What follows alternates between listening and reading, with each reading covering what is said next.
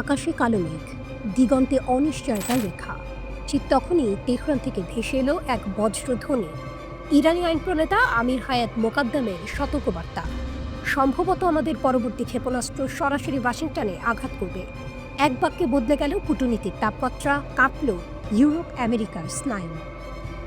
এই মন্তব্য এসেছে এমন এক সময়ে যখন তেহরান, পশ্চিমা সরকার এবং ইসরায়েলের টানাপোড়েন প্রতিদিনই আরও জটিল হচ্ছে।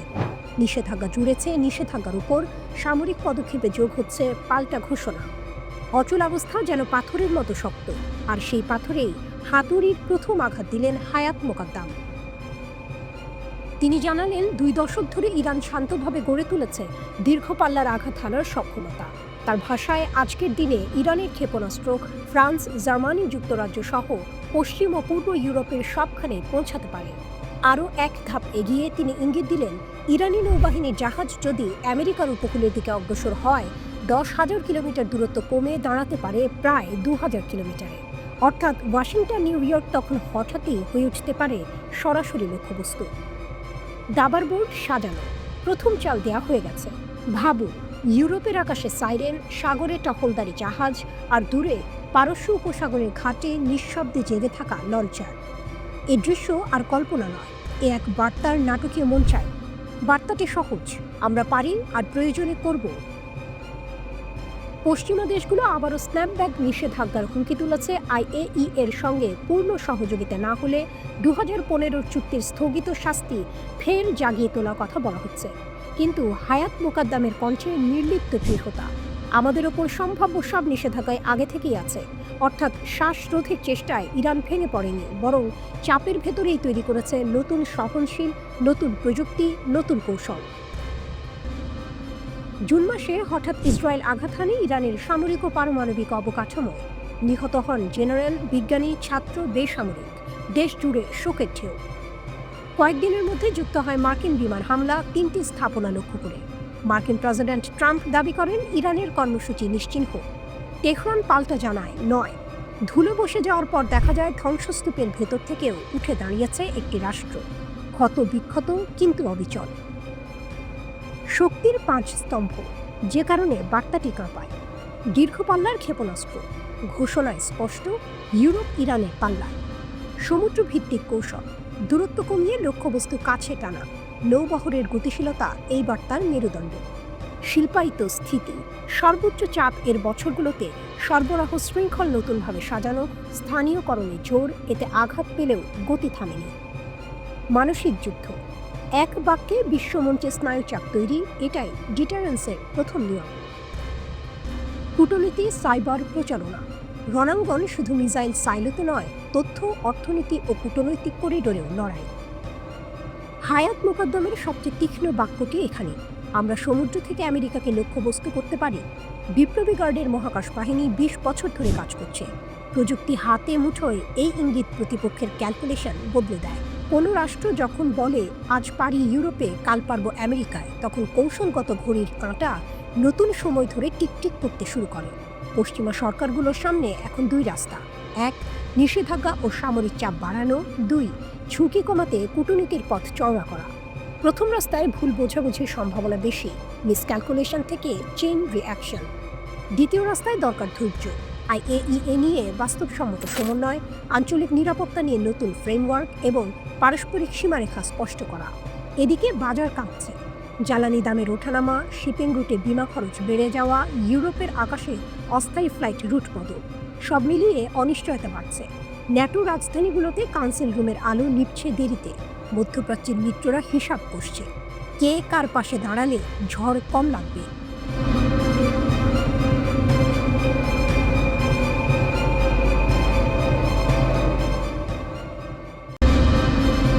ইরানের রহস্যময় সারপ্রাইজ, জুনের যুদ্ধ ছিল শুধু ট্রেলার। প্রথম অংশে ভয়ঙ্কর লড়াই, কিন্তু নায়ক তখনও পুরো শক্তি ব্যবহার করেনি। শুধু দর্শকদের জানিয়ে দিয়েছে আসল লড়াই এখনো বাকি। মধ্যপ্রাচ্যের সাম্প্রতিক যুদ্ধটা ঠিক তেমনই ছিল। জুনের 12 দিনের যুদ্ধে ইরান, ইসরায়েল আর যুক্তরাষ্ট্রকে পাল্টা জবাব দিয়েছিল, কিন্তু এখন তারা বলছে ওটা ছিল কেবল ট্রেলার, আসল সিনেমা এখনো শুরু হয়নি। গত জুনে ইসরায়েল ইরানের সামরিক ও পারমাণবিক স্থাপনায় হামলা চালায়, যুক্তরাষ্ট্র তাতে অংশ নেয়। জবাবে ইরান শুরু করে পাল্টা আঘাত। একটানা ক্ষেপণাস্ত্র বৃষ্টিতে কেঁপে ওঠে ইসরায়েলের আকাশ। তেল আবিব থেকে শুরু করে গুরুত্বপূর্ণ সামরিক ঘাঁটি কোনো জায়গায় নিরাপদ ছিল না। তবুও ইরান তখন সংযম দেখিয়েছিল। বিশ্লেষকরা বলছেন, তেহরান ইচ্ছাকৃতভাবে তার পূর্ণ সামরিক শক্তি ব্যবহার করেনি। এবার আর সেই সংযম নেই। ইরান সরাসরি হুঁশিয়ারি দিয়ে বলছে, শত্রুর প্রতিটি ভুল পদক্ষেপ গুঁড়িয়ে দেওয়া হবে, আগের চেয়েও ভয়ঙ্কর শক্তি দিয়ে। প্রশ্ন হচ্ছে, সেই সারপ্রাইজ কি? বিশ্লেষকরা বলছেন, ইরানের হাতে কয়েকটি ভয়ঙ্কর অস্ত্র আছে যেগুলো আগের যুদ্ধে ব্যবহার করা হয়নি। হাইপারসনিক মিসাইল, যা যে কোনো প্রতিরক্ষা ব্যবস্থা ভেদ করতে পারে। ড্রোন ফ্লিট, যেগুলো আগে সৌদি আরব ও আমিরাতে হামলা চালিয়ে কার্যকারিতা প্রমাণ করেছে। উন্নত আকাশ প্রতিরক্ষা ব্যবস্থা, যা মার্কিন ড্রোন ভূপাতিত করে বিশ্বকে তাক লাগিয়েছে। আর সবচেয়ে রহস্যময় অস্ত্র সাইবার যুদ্ধ প্রযুক্তি, যা ইসরায়েলের যোগাযোগ ব্যবস্থা অচল করে দিতে পারে। অর্থাৎ সারপ্রাইজ মানে শুধু আরেকটি ক্ষেপণাস্ত্র নয়, বরং এক ভয়ঙ্কর নতুন অধ্যায়। এখন বড় প্রশ্ন, এর প্রভাব কোথায় গিয়ে দাঁড়াবে? একদিকে সৌদি আরব, কাতার, সংযুক্ত আরব আমিরাত সবাই আমেরিকার নিরাপত্তার উপর নির্ভরশীল। অন্যদিকে ইরান ইঙ্গিত দিচ্ছে, যদি আবার হামলা হয় তবে শুধু ইসরায়েল নয়, মার্কিন ঘাঁটিও থাকবে নিশানায়। মানে শুধু যুদ্ধ নয়, হুমকির মুখে পড়বে গালফ অঞ্চলের তেলের নিরাপত্তা আর পুরো মধ্যপ্রাচ্যের স্থিতিশীলতা। ইরানের পররাষ্ট্র দফতর স্পষ্ট করে জানিয়েছে, আগামী সংঘাত আর সীমিত থাকবে না। এবার প্রতিপক্ষ বুঝতে পারবে ইরানের পূর্ণ শক্তি কাকে বলে। এই বার্তায় বোঝা যাচ্ছে, তেহরান এবার শুধু প্রতিরক্ষায় নয়, সরাসরি আক্রমণাত্মক অবস্থানে। জুনের 12 দিনের যুদ্ধ ছিল একটি সতর্কবার্তা, কিন্তু নতুন সংঘাত মানে হবে পূর্ণ শক্তি উন্মোচন। আকাশে ধেয়ে আসা হাইপারসনিক মিসাইল, সমুদ্রপথে নেমে আসা ড্রোনের ঝাঁক, সাইবার আক্রমণে অচল হয়ে যাওয়া শত্রুর যোগাযোগ ব্যবস্থা, সব মিলিয়ে পুরো মধ্যপ্রাচ্য কেঁপে উঠবে এক ভয়ঙ্কর রহস্যময় সারপ্রাইজে।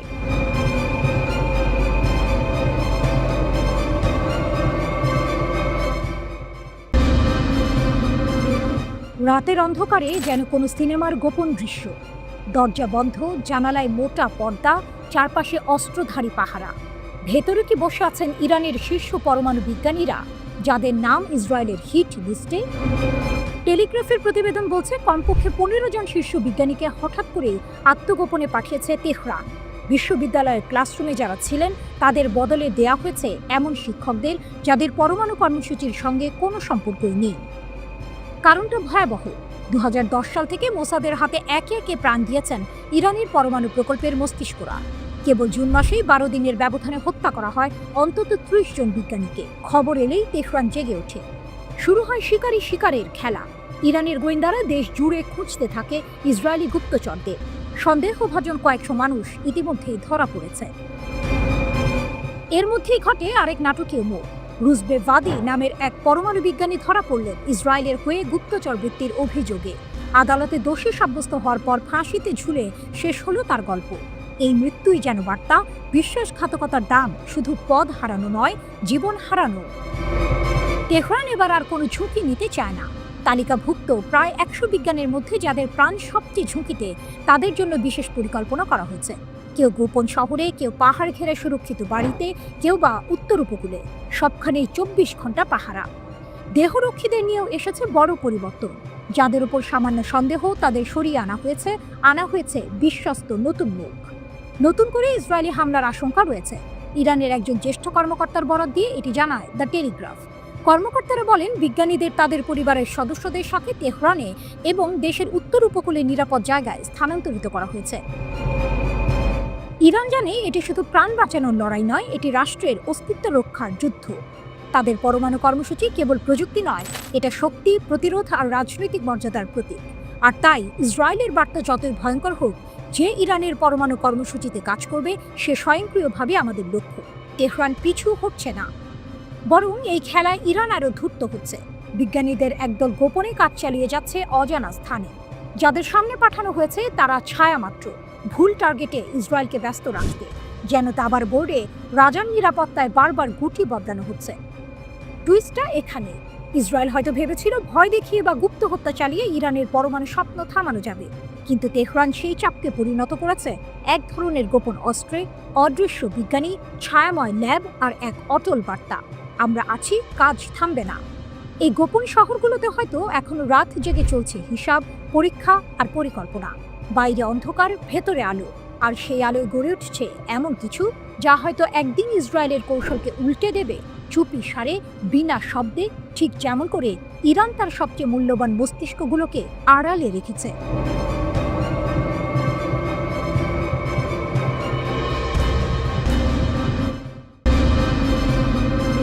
পাহাড়ের নিচে লুকানো স্বপ্ন। ইরানের বিজ্ঞানীরা অটল, যুদ্ধেও নতি শিকার নয়। রাতের আকাশ ছুঁয়ে গর্জে উঠেছিল যুদ্ধ বিমান। 12 দিন ধরে ইরানের আকাশে ইসরায়েলের আগুন নেমে এসেছিল, কিন্তু সেই আগুন পৌঁছাতে পারেনি ইরানের হৃদয়ে। কারণ যাদের নিশানা করা হয়েছিল ইরানের সেরা পারমাণবিক বিজ্ঞানীরা, তারা এখনো জীবিত, এখনো প্রস্তুত। ব্রিটিশ দৈনিক দ্য টেলিগ্রাফ জানায়, ইসরায়েলের টার্গেটে থাকা শতাধিক বিজ্ঞানীর মধ্যে 15 জনের বেশি এখন তেহরানের নিরাপদ ভিলায় বা দেশের উত্তরের উপকূলের সুরক্ষিত স্থানে আশ্রয় নিয়েছেন।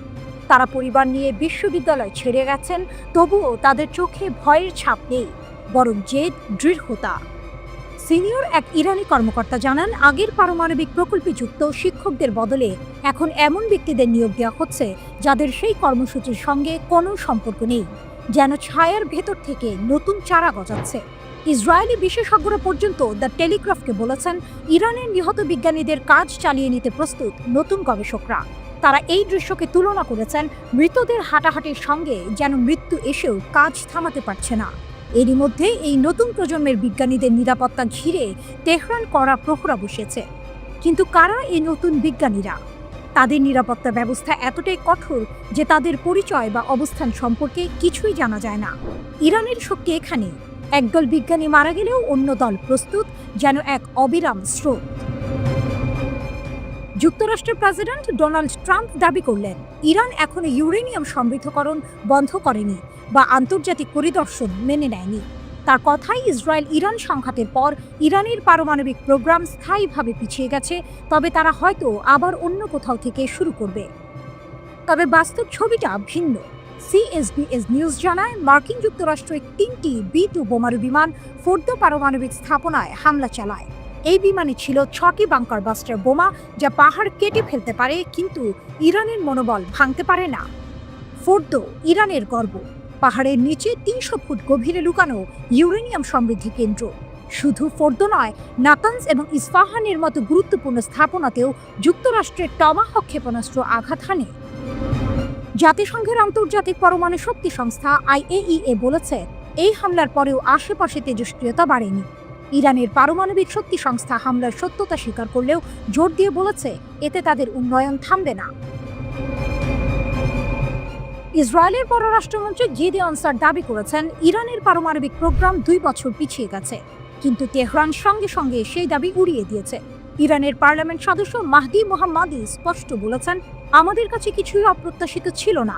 আমরা কয়েক রাত ধরে ফোর্দোতে হামলার অপেক্ষা করছিলাম। কর্মীরা আগেই সরিয়ে নেওয়া হয়েছিল, হামলা হয়েছে, কিন্তু বড় কোনো ক্ষতি হয়নি। এই হলো ইরানের কাহিনী, যেখানে পাহাড়ের নিচে শুধু ইউরেনিয়াম নয়, লুকিয়ে আছে এক জাতির স্বপ্ন। বোমা কাঁপিয়েছে মাটি, কিন্তু ভাঙতে পারেনি ইরানের সংকল্প। যুদ্ধ হয়তো আবার শুরু হবে, আকাশে আগুন জ্বলবে, কিন্তু ইরানের বিজ্ঞান আর সাহস, সেটি থাকবে অটল, অবিনশ্বর। এ যেন এক অসমাপ্ত যুদ্ধ। একদিকে ইসরায়েল ও যুক্তরাষ্ট্র মনে করছে তারা ইরানকে দুর্বল করে দিয়েছে, অন্যদিকে ইরান এক নতুন ছকে নিজেদের গুটিয়ে নিয়েছে, তাদের শক্তিকে অন্য কোনো দিক থেকে আবার সংগঠিত করছে। ইরানের নাটকীয় পদক্ষেপ, মোসাদের ষড়যন্ত্র নস্যাৎ, খামেনির দেশের শক্তি প্রদর্শিত, আটকে রাখা শ্বাস, রুদ্ধশ্বাস, উত্তেজনা আর একের পর এক বিস্ময়। এমনই এক চাঞ্চল্যকর ঘটনা ঘটেছে ইরানের বুকে। দেশটির গোয়েন্দা মন্ত্রণালয় এক নাটকীয় অভিযানে মোসাদ সংশ্লিষ্ট গোষ্ঠীগুলোর একটি বড় ষড়যন্ত্র ফাঁস করেছে। সিস্তান ও বালুচেস্তান প্রদেশের শান্ত মাটিতে হঠাৎ করেই যেন যুদ্ধ শুরুর দামামা বেজে উঠল। কিন্তু ইরান তার অদম্য শক্তি ও ক্ষুরধার বুদ্ধিমত্তা দিয়ে শত্রুর সব চাল নস্যাৎ করে দিয়েছে। রিপোর্ট আল মায়াদিনের। মার্কিন অস্ত্রের বিশাল চালান জব্দ, এক মারাত্মক চাল। শত্রুরা হয়তো ভেবেছিল তারা গোপনে তাদের কাজ চালিয়ে যাবে এবং ইরান তাদের ফাঁদে পা দেবে, কিন্তু সিস্তান ও বালুচেস্তানে যা ঘটল তা তাদের সব পরিকল্পনা উল্টে দিল। ইরানের নিরাপত্তা কর্মকর্তারা 3টি পৃথক অভিযানে 210টিরও বেশি সামরিক গ্রেড অস্ত্র জব্দ করেছেন। এই অস্ত্রগুলো কোথা থেকে এসেছে জানেন? মার্কিন যুক্তরাষ্ট্র। হ্যাঁ, ঠিকই শুনেছেন। মার্কিন অস্ত্রগুলো ইসরায়েলের মোসাদ গোয়েন্দা সংস্থার সঙ্গে যুক্ত কিছু গোষ্ঠী পাচার করছিল। তাদের উদ্দেশ্য ছিল একটাই, ইরানকে অস্থিতিশীল করা এবং সন্ত্রাসী কর্মকাণ্ডের মাধ্যমে দেশের শান্তি নষ্ট করা। কিন্তু ইরানের গোয়েন্দা বিভাগের তীক্ষ্ণ নজর থেকে কিছুই লুকানো সম্ভব নয়। তারা এই ষড়যন্ত্রের গন্ধ পেয়েছিল এবং অত্যন্ত দক্ষতার সাথে এই বিপুল পরিমাণ অস্ত্রের চালান আটক করেছে। এটি কেবল একটি অস্ত্র জব্দ নয়, এটি মোসাদ এবং তাদের মিত্রদের মুখের ওপর একটি সজাগ চপেটাঘাত। ইরানের এই পদক্ষেপ প্রমাণ করে দেশের নিরাপত্তা রক্ষার জন্য তারা কতটা দৃঢ় প্রতিজ্ঞ। আইআরজিসির হুঁশিয়ারি, প্রত্যাশার চেয়েও কঠোর জবাব। ইরান শুধু অস্ত্র জব্দ করেই থেমে থাকেনি, বরং শত্রুদের প্রতি এক কঠিন বার্তা দিয়েছে। দেশটির সামরিক কমান্ডারদের শাহাদাতের 40তম দিন উপলক্ষে দেয়া এক বিবৃতিতে Islamic revolutionary guard Corps IRGC স্পষ্ট জানিয়ে দিয়েছে, ইরানের নিরাপত্তার উপর যে কোনো হুমকির জবাবে তারা প্রত্যাশার চেয়েও বেশি কঠোর প্রতিক্রিয়া জানাবে। বিবৃতিতে বলা হয়েছে, অপারেশন ট্রু প্রমিস 3 এর চেয়েও বেশি শক্তিশালী এবং বেদনাদায়ক হবে তাদের পরবর্তী পদক্ষেপ। এই হুঁশিয়ারি দেওয়া হয়েছে মূলত যুক্তরাষ্ট্র, ইসরায়েল এবং তাদের মিত্রদের উদ্দেশ্যে। এর মাধ্যমে আইআরজিসি নিজেদের অপ্রতিরোধ্য শক্তির কথা পুনরায় স্মরণ করিয়ে দিয়েছে। তারা যে কোনো আগ্রাসনের বিরুদ্ধে যে কোনো সময়, যে কোনো স্থানে কড়া জবাব দিতে প্রস্তুত। এই ঘটনাগুলো কেবল অস্ত্রের চালান আটকের খবর নয়, বরং এটি ইরানের অদম্য শক্তি, সামরিক প্রস্তুতি এবং দেশের নিরাপত্তা নিশ্চিত করার দৃঢ় প্রতিজ্ঞার এক সুস্পষ্ট প্রতিফলন।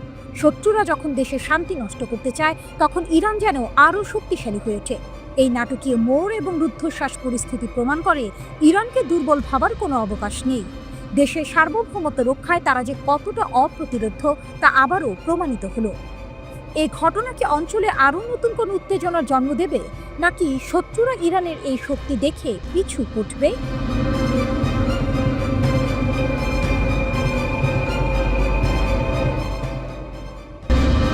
তেল আবিবের আকাশে তখন সন্ধ্যা নেমেছে।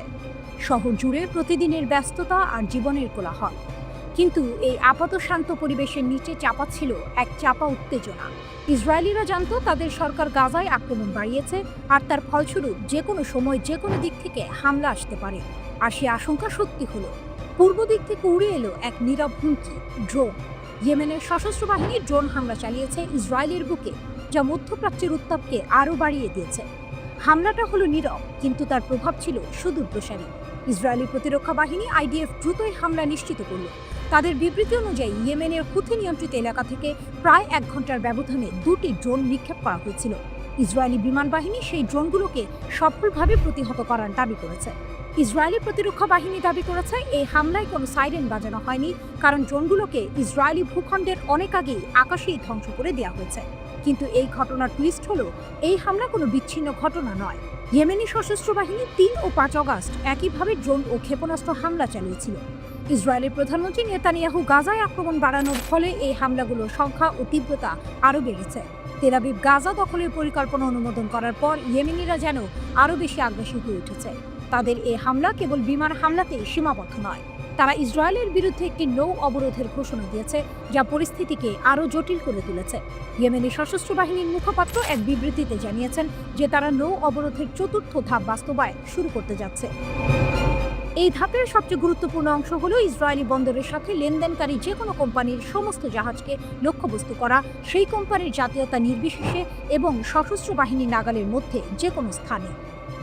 এই ঘোষণার মাধ্যমে ইয়েমেনি সশস্ত্র বাহিনী কেবল ইসরায়েলি জাহাজ নয়, বরং বিশ্বের যে কোনো দেশের সেই সব জাহাজকে হুমকি দিয়েছে যারা ইসরায়েলি বন্দরের সঙ্গে বাণিজ্যিক সম্পর্ক রাখে।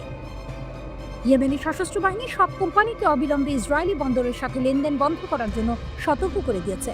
তাদের হুমকি, অন্যথায় তাদের জাহাজ তাদের গন্তব্য নির্বিশেষে যেখানেই পৌঁছানো সম্ভব সেখানেই লক্ষ্যবস্তু করা হবে। মধ্যপ্রাচ্যের নতুন সমীকরণ। এই পরিস্থিতিতে মধ্যপ্রাচ্যের রাজনৈতিক সমীকরণ সম্পূর্ণ নতুন রূপ ধারণ করেছে। ইরান সমর্থিত হুতিরা এখন কেবল ইয়েমেনের অভ্যন্তরীণ সংঘাতের অংশ নয়, বরং মধ্যপ্রাচ্যের রাজনীতিতে একটি গুরুত্বপূর্ণ ফ্যাক্টর। তারা ইসরায়েলের বিরুদ্ধে সরাসরি সামরিক ও অর্থনৈতিক চাপ সৃষ্টি করছে। ড্রোন হামলার পর ইসরায়েল নিজেকে নিরাপদ মনে করলেও হুথিদের নৌ অবরোধের ঘোষণা তাদের অর্থনীতির জন্য এক বিরাট হুমকি। এই ঘটনা প্রমাণ করে, নেতানিয়াহুর গাজায় আক্রমণ বৃদ্ধির সিদ্ধান্ত শুধুমাত্র গাজাতেই সীমাবদ্ধ নয়, বরং এর প্রতিক্রিয়া মধ্যপ্রাচ্যের অন্য প্রান্ত থেকেও আসতে পারে।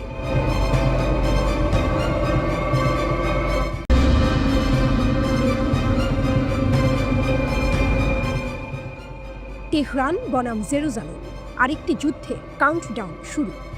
মধ্যপ্রাচ্যের গরম মাটিতে আবারও আগুনের গন্ধ। ইরান ইসরায়েলের দ্বন্দ্ব যেন থামতেই চাইছে না। 12 দিনের রক্তক্ষয়ী যুদ্ধের পরও দুই দেশের মধ্যে এখন চলছে অদৃশ্য এক ছায়াযুদ্ধ। প্রশ্ন উঠছে, আসছে কি আরও বড় সংঘাত? ইরানিদের উদ্দেশ্যে ইসরায়েলের বার্তা। 12ই আগস্ট ইসরায়েলি প্রধানমন্ত্রী বেনিয়ামিন নেতানিয়াহু টেলিভিশনে মুখোমুখি হলেন ইরানিদের সাথে। তিনি প্রতিশ্রুতি দিলেন, আমরা তোমাদের জল বিশুদ্ধকরণের প্রযুক্তি দেব। কিন্তু এর সঙ্গে তিনি এমন এক আহ্বান জানালেন যা তেহরানকে কাঁপিয়ে দিল।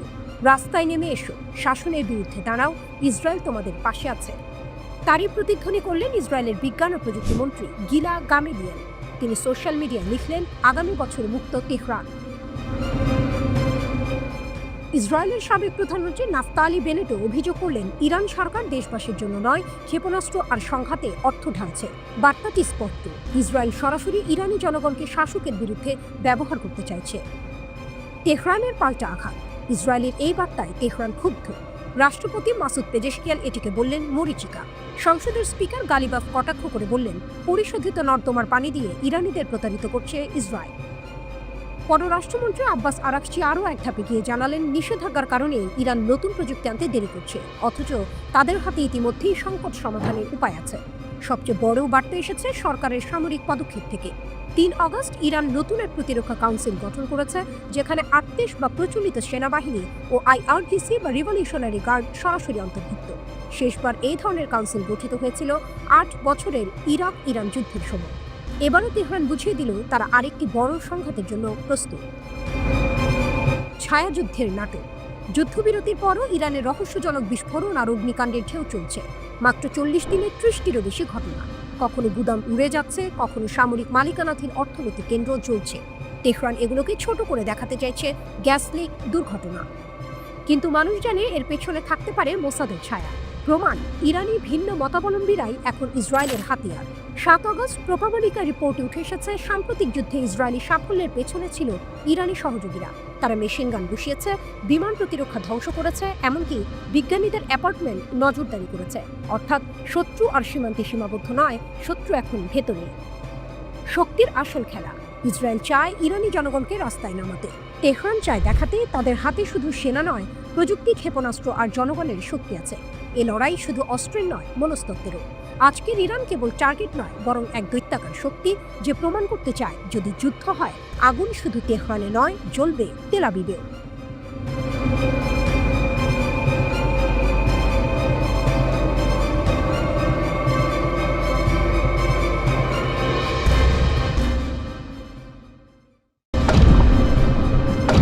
দিন কয়েক আগেই আকাশ কাঁপিয়ে ইরানে হামলা চালিয়েছিল আমেরিকা। বাংকার বাস্টার বোমার গর্জনে কেঁপে উঠেছিল মরুভূমির বুকে লুকানো স্থাপনাগুলো। শক্তিশালী এই বোমা ফেলতে আমেরিকাকে ব্যবহার করতে হয়েছিল B-2 স্পিরিট স্টেলথ বোমারু বিমান, যা ইরানের আকাশে পৌঁছাতে 16 ঘন্টা টানা উঠতে হয়েছিল, পেরোতে হয়েছিল প্রায় 11,000 কিলোমিটার পথ। কিন্তু এবার খেলা ঘুরে যেতে পারে। তেহরান নাকি তৈরি করে ফেলেছে এমন এক ভয়ঙ্কর অস্ত্র, যা দিয়ে ইরানে বসে আঘাত হানা যাবে আমেরিকার প্রাণকেন্দ্রে। এর নাম খোররামশার 5। শোনা যাচ্ছে এই মিসাইলের রেঞ্জ 12,000 কিলোমিটার, যা সরাসরি যুক্তরাষ্ট্রের মূল ভূখণ্ড পর্যন্ত পৌঁছতে সক্ষম। এ শুধু সাধারণ মিসাইল নয়, এটি এক আন্তঃমহাদেশীয় ব্যালিস্টিক মিসাইল বা ICBM। বিশ্বের হাতে গোনা কয়েকটি দেশের কাছেই এমন অস্ত্র আছে। যদি খবর সত্য হয়, ইরান সেই অভিজাত ক্লাবে যোগ দেবে, যেখানে আছে যুক্তরাষ্ট্র, রাশিয়া, চীন, ফ্রান্স ও কয়েকটি সামরিক দানব। শক্তির সংখ্যা বদলে দিতে পারে খোররামশার 5। এই মিসাইলের ওয়ারহেড প্যালোড প্রায় 2 টন, যা আমেরিকার বাংকার বাস্টার বোমার শক্তির সমান বলে তুলনা করা হচ্ছে। অর্থাৎ আঘাত হানার পর এটি ভূগর্ভের সুরক্ষিত টার্গেটও ধ্বংস করতে সক্ষম। এর গতি ম্যাক 16, মানে ঘন্টায় প্রায় 20,000 কিলোমিটার। শত্রু বুঝে ওঠার আগেই আঘাত এসে পড়বে। টুইস্ট হচ্ছে, ইরানের প্রতিরক্ষা মন্ত্রণালয় বা ইসলামী বিপ্লবী গার্ড কোর IRGC এখনও এই অস্ত্রের অস্তিত্ব আনুষ্ঠানিকভাবে স্বীকার করেনি। কিন্তু ইরানের রাষ্ট্রায়ত্ত প্রেস টিভি ছাড়া অন্য সূত্রগুলো একে উড়িয়ে দিচ্ছে না, বরং শীর্ষ সামরিক কমান্ডাররা বারবার ইঙ্গিত দিচ্ছেন তাদের হাতে এমন কিছু আছে যা বিশ্ব আগে দেখেনি। কেন আতঙ্কে যুক্তরাষ্ট্র ও ইসরায়েল? তেহরান থেকে ওয়াশিংটনের দূরত্ব 11,000 কিলোমিটার, যেখানে একসময় পৌঁছতে লাগতো ঘন্টার পর ঘন্টা উড়োজাহাজের পথ। আর এখন খোররামশার 5 যদি সত্যিই প্রস্তুত হয়, সেই আঘাত কয়েক মিনিটের মধ্যেই পৌঁছে যাবে আমেরিকার মাটিতে। ইসরায়েলের ক্ষেত্রেও পরিস্থিতি আরও জটিল। তাদের রাজধানী জেরুজালেম, সামরিক ঘাঁটি ও কৌশলগত পয়েন্টগুলো এই মিসাইলের নাগালের মধ্যেই। ইরানের বার্তা স্পষ্ট। ইরান বহুদিন ধরে বলছে তাদের হাতে এমন অস্ত্র আছে যা শত্রুকে যুদ্ধ শুরুর আগেই থামিয়ে দিতে পারে, আর খোররামশার-5 সেই হুমকিকে বাস্তবে রূপ দিতে পারে। এটা শুধু প্রতিশোধের অস্ত্র নয়, এটা একটি কৌশলগত বার্তা যা বলে দেয়, যদি তুমি আমার আকাশে ঢোকো, আমি তোমার আকাশ ছেড়ে দেব। গোপনীয়তার আড়ালে বিপদ। অদ্ভুত ব্যাপার হলো, ইরান সাধারণত সামরিক সাফল্যের খবর প্রচার করতে ভালোবাসে, কিন্তু এবার তারা চুপ। হয়তো এটি এক ধরনের মনস্তাত্ত্বিক যুদ্ধ, শত্রুকে অনিশ্চয়তার মধ্যে রেখে ভয় তৈরি করা, বা হতে পারে অস্ত্রটি সত্যিই প্রস্তুত আর তারা সঠিক সময়ের অপেক্ষায় আছে তা প্রকাশ করার জন্য। যদি খোররামশার-5 বাস্তব হয়, তবে বিশ্বশক্তির মানচিত্রে নতুন হিসাব কষতে হবে। তখন আর ইরানকে মধ্যপ্রাচ্যের শক্তি বলে হবে না, তারা হয়ে উঠবে আন্তঃমহাদেশীয় খেলোয়াড়, যার আঙুলের ছোঁয়ায় আমেরিকার হৃদয়েও কম্পন ধরতে পারে। এই খেলায় দেরি হলে চলবে না, কারণ আকাশপথে যুদ্ধের নিয়ম বদলাচ্ছে, আর খোররামশার-5 সেই নতুন যুগের দূত।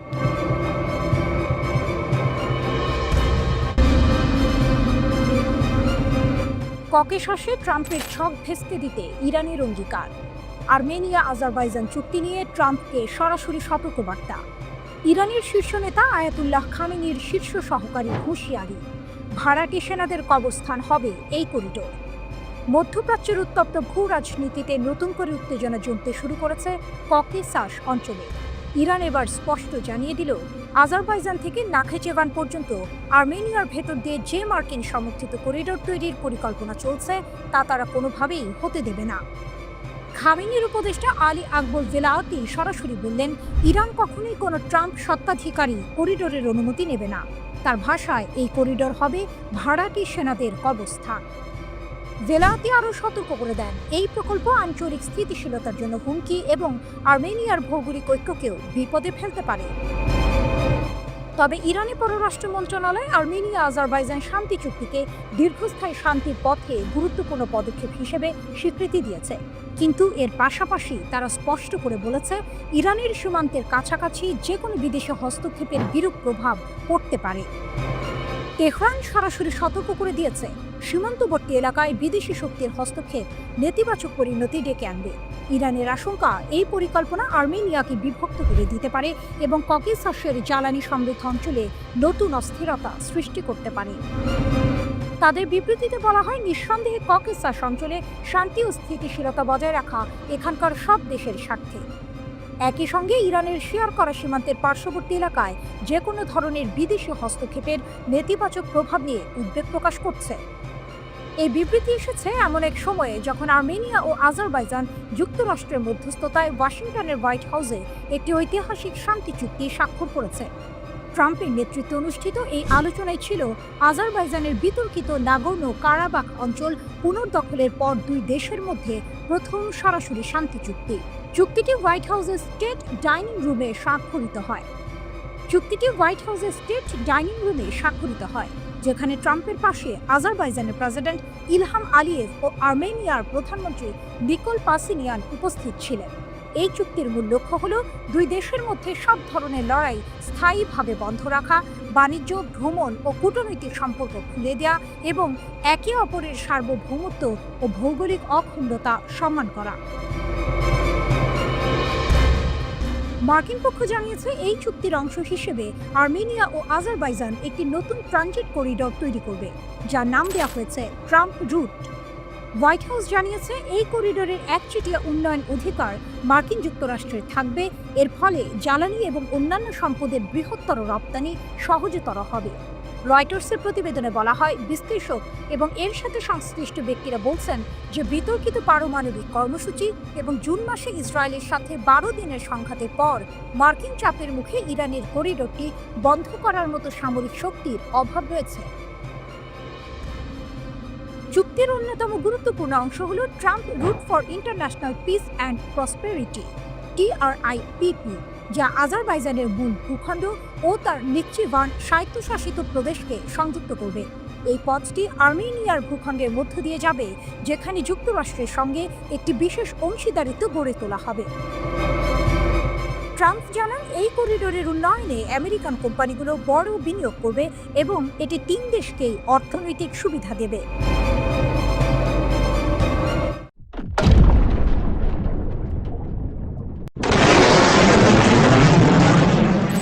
ইরানের হুঁশিয়ারি, আর এক চুল আগালেই ধ্বংসের শুরু। ঘড়ির কাঁটা থেমে যায় না, কিন্তু কিছু মুহূর্ত ইতিহাসে জমে থাকে চিরকাল। 12 দিনের রক্তাক্ত আগ্রাসনের ঠিক 40 দিন পর ইরানের মাটি থেকে উঠল এক বজ্রধ্বনি। Islamic revolutionary guard corps IRGC জানিয়ে দিল, এবার আর শুধু প্রতিরক্ষা নয়, এবার পাল্টা ধ্বংস। এক চুল এগোলেই কিয়ামত নেমে আসবে। এক বিবৃতিতে IRGC স্টাফ জানিয়েছে, মার্কিন যুক্তরাষ্ট্র, ইসরায়েল অথবা তাদের কোনো মিত্র যদি আবার ইরানের মাটি কিংবা স্বার্থে হাত বাড়ায়, তবে তাদের মুখে পড়বে এমন প্রতিঘাত যা তারা কল্পনাও করতে পারবে না। তাদের ভাষায় এই প্রতিক্রিয়া হবে কঠোর, কল্পনার বাইরে, ট্রু প্রমিস 3 এর থেকেও ভয়ঙ্কর। IRGC আরও বলেছে, তারা ইরানের সার্বভৌমত্ব রক্ষায় সশস্ত্র বাহিনীর সব শাখা নিয়ে সর্বাত্মক প্রস্তুত। ইরানের প্রতিটি পর্বত, মরুভূমি, আকাশ যেন এখন এক বিশাল সতর্ক কামান। যুদ্ধবিরতি ইরানি চাপিয়ে দিয়েছে। বিবৃতিতে দাবি করা হয়েছে, 12 দিনের যুদ্ধে আমেরিকা ও ইসরায়েলকে যুদ্ধবিরতিতে বাধ্য করেছে ইরান। তাদের মতে শুধু শক্তি নয়, বিচক্ষণ কৌশল আর আত্মবিশ্বাসেই এসেছে এই সাফল্য। ইসরায়েলি হামলায় যেসব IRGC কমান্ডার শাহাদাত বরণ করেছেন, তাদের স্মরণে এই বিবৃতিতে বলা হয়েছে, এই রক্ত বৃথা যাবে না। শহীদের রক্তই আজ ইরানকে বৈশ্বিক শক্তিতে পরিণত করেছে। ইরান একা নয়, পেছনে রাশিয়া। বিবৃতিতে সরাসরি রাশিয়ার নাম না থাকলেও রাশিয়া ও ইরান এখন ঘনিষ্ঠ সামরিক মিত্র। ইউক্রেন যুদ্ধ যেমন রাশিয়াকে বদলে দিয়েছে, তেমনি পশ্চিমা আগ্রাসনের মুখে ইরানও তৈরি হয়েছে সম্পূর্ণ নতুন এক শক্তি হিসেবে। ইরান রাশিয়া এখন যেন একই ঘূর্ণিতে, একই লক্ষ্য, একই প্রতিশোধ। পশ্চিমা বিশেষজ্ঞরা মনে করছেন, ইরানের ক্ষেপণাস্ত্র এবং ড্রোন প্রোগ্রামের উন্নয়নে রাশিয়ার পরোক্ষ মদদ রয়েছে। যখন পশ্চিমারা ইরানের ওপর নিষেধাজ্ঞা জারি করছে, তখন রাশিয়া তাদের পাশে দাঁড়িয়েছে। ট্রু প্রমিস 3 ও হেরাল্ড অফ ভিক্টরি, এই দুটি সামরিক অভিযান এখন ইরানের গর্ব। বলা হয়েছে, এই অপারেশন দুটি শুধু হামলা নয়, এগুলো ছিল এক যুদ্ধ শিল্পের নিদর্শন, যেখানে ড্রোন, ব্যালিস্টিক মিসাইল, সাইবার যুদ্ধ সব একসাথে ব্যবহৃত হয়েছে শত্রুকে স্তব্ধ করতে। বিশ্ব এখন ইরানের দিকে তাকিয়ে। IRGCর মতে, এখন বিশ্ব দেখছে কিভাবে ইরান অপরাধী ইহুদি আমেরিকান জোট এর বিরুদ্ধে দাঁড়িয়ে যাচ্ছে। বিবৃতিতে দাবি করা হয়েছে, ইরানের লড়াই বিশ্বে ন্যায় ও স্বাধীনতার প্রতীক হয়ে উঠেছে। ইহুদিবাদী ইসরায়েল বুঝতে পেরেছে যে তারা একটি কৌশলগত ভুল করেছে। একথা উল্লেখ করে ইরানের সেনাবাহিনীর সর্বাধিনায়ক বলেছেন, শত্রুর হুমকি শেষ হয়ে গেছে এমনটা আমরা ভাবছি না। মেজর জেনারেল হাতামি জোর দিয়ে বলেন, ইসলামী ইরানের ক্ষেপণাস্ত্র ও ড্রোন শক্তি এখনও অক্ষুণ্ণ রয়েছে এবং ফের সামরিক অভিযানের জন্য প্রস্তুত। ঠিক যেমনটি আমরা যুদ্ধবিরতির শেষ মুহূর্ত পর্যন্ত শত্রুর উপর আমাদের আক্রমণ চালিয়ে গিয়েছিলাম। প্রতিরক্ষা শিল্প, বিজ্ঞান ও প্রযুক্তির সাথে সম্পর্কিত এবং সকল ক্ষেত্রে আমরা আগের চেয়ে আরও দৃঢ়ভাবে আমাদের পথ চালিয়ে যাব।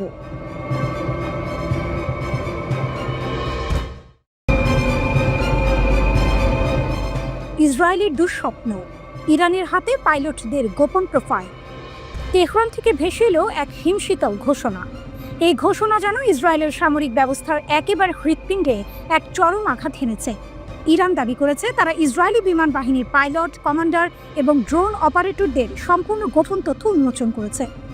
ইরানের সরকারি টেলিভিশন ও সংবাদ মাধ্যমগুলো জানিয়েছে, জুন মাসে ইরানের ওপর ইসরায়েল যে অপ্রীতিকর হামলা চালিয়েছিল, তাতে অংশ নেওয়া সব পাইলটদের পরিচয় এখন তাদের কাছে। কঠোর নিরাপত্তা ব্যবস্থার আড়ালে লুকিয়ে থাকা এসব সেনার নাম, পরিচয়, বসবাসের স্থান, তাদের ইউনিট এবং কর্মস্থল এখন আর গোপন নেই। এটি কেবল একটি তথ্য ফাঁস নয়, এটি এক অদৃশ্য যুদ্ধের চূড়ান্ত চাল, যা ইরানের গোয়েন্দা শক্তির এক অভাবনীয় সাফল্য। এখানেই রয়েছে এক লোমহর্ষক টুইস্ট। ইরান কেবল তথ্য সংগ্রহ করে থেমে থাকেনি, তারা এর প্রতিশোধও নেওয়া শুরু করেছে। ইসরায়েলি টেলিভিশন চ্যানেলে যে পাইলটদের মুখ অস্পষ্ট করে দেখানো হয়, তাদেরই একজন মেজর ইয়েশ অ্যাশ। 1973 সালে ইয়ম কিপ্পুর যুদ্ধে নিখোঁজ হওয়া এক পাইলটের নাতনি তিনি। এক সাক্ষাৎকারে অ্যাশ বলেছিলেন, তিনি সাধারণ ইসরায়েলিদের নিরাপত্তা ফিরিয়ে আনতে চান, কিন্তু তেহরানের চ্যানেলের ঘোষণা ছিল সরাসরি, এখন তিনি নিজেই আর নিরাপদ নন। এই কথাটি যেন ইরানের সামরিক মনোবলের প্রতীক। মেহর নিউজের প্রতিবেদনে বলা হয়েছে, ইরানের গোয়েন্দা সংস্থা স্যাটেলাইট ছবির মাধ্যমে এসব পাইলটের বাড়ি এবং তাদের গতিবিধি চিহ্নিত করেছে। তাদের এই তথ্যের ভাণ্ডার ভবিষ্যতের যে কোনো প্রতিশোধমূলক হামলার জন্য এক কৌশলগত সুবিধা এনে দেবে। কিন্তু সবচেয়ে চাঞ্চল্যকর তথ্যটি হলো, এই প্রতিশোধ ইতিমধ্যেই নেওয়া হয়েছে। ইরানের ক্ষেপণাস্ত্র হামলায় বেশ কয়েকজন পাইলটের বাড়িঘর ক্ষতিগ্রস্ত হয়েছে বলে দাবি করা হয়েছে। ইসরায়েলের কেন্দ্রীয় শহর ইয়াভনেতে এক পাইলটের বাড়িতে হামলার ঘটনা এর স্পষ্ট উদাহরণ। ইরানের দাবি, তাদের এই পাল্টা হামলা এতই শক্তিশালী ছিল যে ইসরায়েল মাত্র 12 দিনের মাথাতেই যুদ্ধবিরতির অনুরোধ করতে বাধ্য হয়। ইরানের সশস্ত্র বাহিনী অন্তত 22 বার পাল্টা হামলা চালিয়েছিল, যার লক্ষ্য ছিল ইসরায়েলের পারমাণবিক, সামরিক এবং শিল্প স্থাপনাগুলো। এই ঘটনাগুলো প্রমাণ করে ইরানের সামরিক সক্ষমতা ইসরায়েলের ধারণার চেয়ে অনেক বেশি।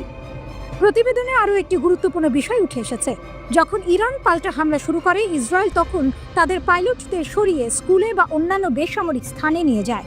এর উদ্দেশ্য ছিল, যদি ইরান সেখানে হামলা চালায় তাহলে আন্তর্জাতিকভাবে ইরানকে বেসামরিক স্থাপনায় হামলার অভিযোগে অভিযুক্ত করা যাবে। কিন্তু ইরান এই কৌশল বুঝতে পেরেছে এবং এমন কোনো ফাঁদে পা দেয়নি।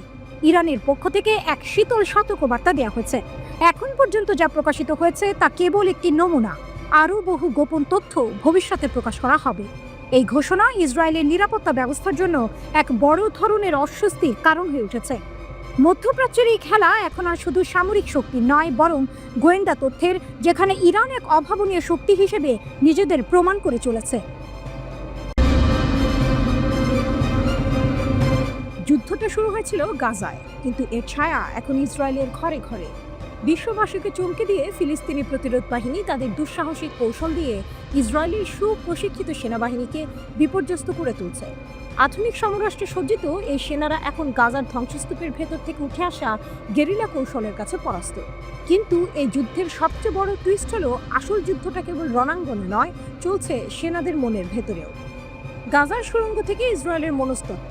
গাজার প্রতিরোধ যোদ্ধারা সুড়ঙ্গ ও চোরাগোপ্তা হামলায় এতটাই পারদর্শী যে ইসরায়েলি সেনারা দিশেহারা। তাদের এই দুঃসাহসিক প্রতিরোধের সামনে আধুনিক সমরাষ্ট্র যেন অকেজো। যুদ্ধের এই ভয়াবহতার ফল হলো প্রায় 80,000 ইসরায়েলি সেনা আহত হয়েছে, যা ইসরায়েলের সামরিক ইতিহাসে নজিরবিহীন। কিন্তু এর চেয়েও ভয়ঙ্কর হলো মানসিক ক্ষয়ক্ষতি। প্রায় 26,000 সেনা মানসিক সমস্যার শিকার, যার মধ্যে অনেকেই post traumatic stress disorder PTSD এ ভুগছেন। যুদ্ধ থেকে ফিরে আসার পরও তাদের চোখের সামনে ভেসে ওঠে বিস্ফোরণের ধোঁয়া, সহযোদ্ধার আর্তনাদ আর অজানা ফাঁদের আতঙ্ক। এই নীরব মহামারী ইসরায়েলকে ভেতর থেকে দুর্বল করে দিচ্ছে। একসময় যে সামরিক শক্তিকে অপ্রতিরোধ মনে করা হতো, সেই শক্তির ভিত্তি আজ নড়বড়ে। ফিলিস্তিনি যোদ্ধাদের প্রতিরোধ শুধু মাঠের লড়াই নয়, ইসরায়েলের সামরিক ব্যবস্থার মধ্যেও এক গভীর সংকট তৈরি করছে। পরিস্থিতি এতটাই খারাপ যে ইসরায়েলের প্রতিরক্ষা মন্ত্রণালয়কে তাদের বার্ষিক বাজেটের অর্ধেকের বেশি সেনাদের চিকিৎসা ও মানসিক সেবার জন্য ব্যয় করতে হচ্ছে। ইতিমধ্যেই $1.2 বিলিয়ন বিশাল অঙ্কের অর্থ বরাদ্দ করা হয়েছে। মানসিক ট্রমা থেকে সেনাদের মধ্যে আত্মহত্যার প্রবণতাও বেড়েছে। শুধুমাত্র 2025 সালেই অন্তত 16 জন সেনা আত্মহত্যা করেছে এবং যুদ্ধ শুরুর পর থেকে এই পর্যন্ত প্রায় 45 জন সেনা আত্মহত্যা করেছেন বলে জানা গেছে। এই ভয়াবহ পরিস্থিতিতে ইসরায়েলি সামরিক বাহিনীর বিরুদ্ধে তাদের সাবেক সেনারা মুখ খুলতে শুরু করেছে। তারা তেল আবিবে বিক্ষোভ করছে। ইসরায়েলি লেখক ও বিশ্লেষক এফরাইম এর মতে, এটি একটি নীরব মহামারী যা গাজার যুদ্ধ শেষ হয়ে গেলে আরও বিপজ্জনক হয়ে উঠবে।